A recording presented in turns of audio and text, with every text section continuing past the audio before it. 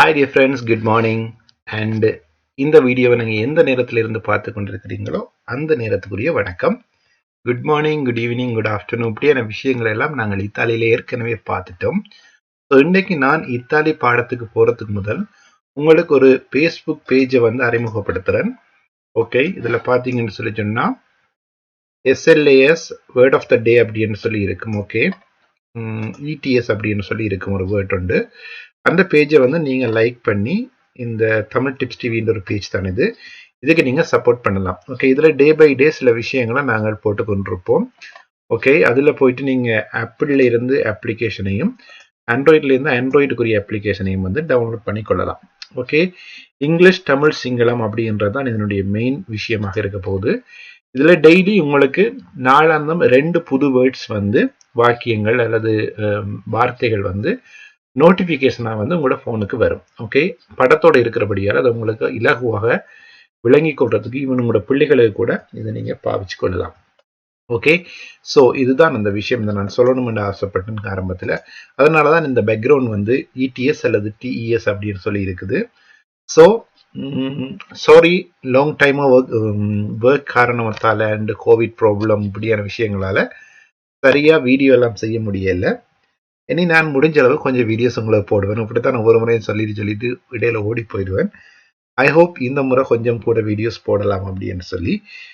So வாங்க வீடியோக்குள்ளே போகலாம். ஓகே, ஸோ நான் உங்களுக்கு ஏற்கனவே சொன்ன மாதிரி இத்தாலி என்றது ரொம்ப ஈஸியான ஒரு விஷயம்தான் பாடம். ஓகே, தமிழில் ஒரு குழந்தை எவ்வளவு இலகுவாக 6 மாதம், 1 வருஷம், 3 வருஷம்னு சொல்லி காலத்துக்கு ஏற்ற மாதிரி ஒரு மொழியை வந்து விளங்கி கொண்டு போகுதோ அதை போல சின்ன குட்டி குட்டியா நீங்க இத்தாலியை படிச்சு ஒரு 6 மாசத்துல அதை கதைக்கக்கூடியதாக இருக்கும். அதுதான் உண்மை. ஸோ இன்றைக்கு நான் உங்களுக்கு சொல்ல போற விஷயம் நொன் ரியஸ்கோ அப்படின்னு சொல்லி ஒரு விஷயம் இருக்கு. அதாவது ரி உஷீரே அப்படின்னு சொல்றது.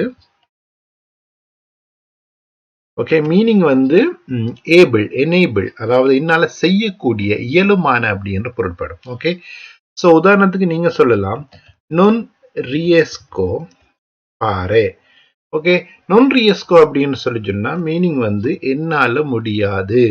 ஓகே, நொன் ரியஸ்கோ அஸ்கோல்தாரே லா மூசிகா, என்னால வந்து பாட்டு கேட்டு கொண்டிருக்க முடியாது.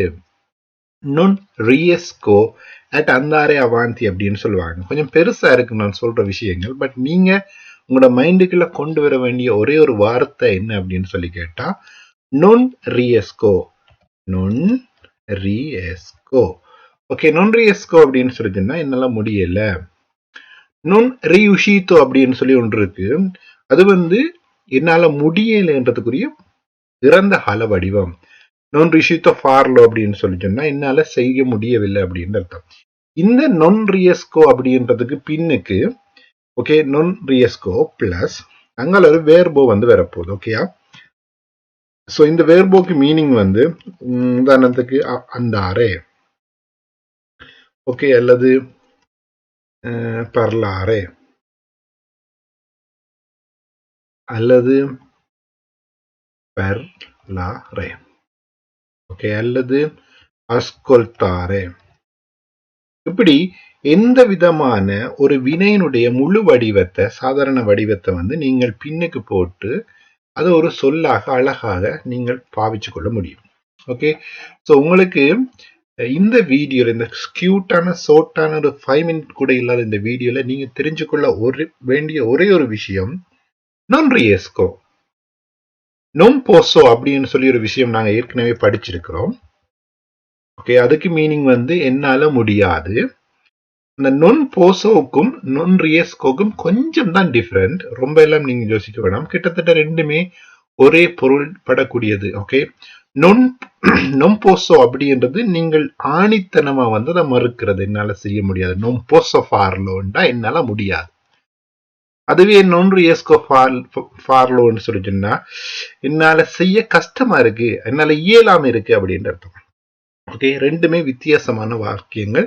ஸோ நீங்க மொழியில கொஞ்சம் தேர்ச்சி அடைகிற போது ரெண்டுக்கும் வித்தியாசம் விளங்கும் உங்களுக்கு. நொம்போசோ அப்படின்ற ஒரு உங்களுடைய காப்போ உங்களுடைய முதலாளியை பார்த்து நொம்போசோ அப்படின்னு சொல்றதுக்கும் நொன் ரியஸ்கோ ஃபார்லோ ஃபச்சோஃபத்தீக் அப்படின்னு சொல்றதுக்கும் வித்தியாசம் இருக்கு. ஸோ அடுத்த வீடியோவில் உங்களை சந்திக்கும் வரை என்னோட இணைஞ்சிடுங்க. அண்ட் இந்த வீடியோவை ஷேர் பண்ணுங்க. நன்றி, வணக்கம்.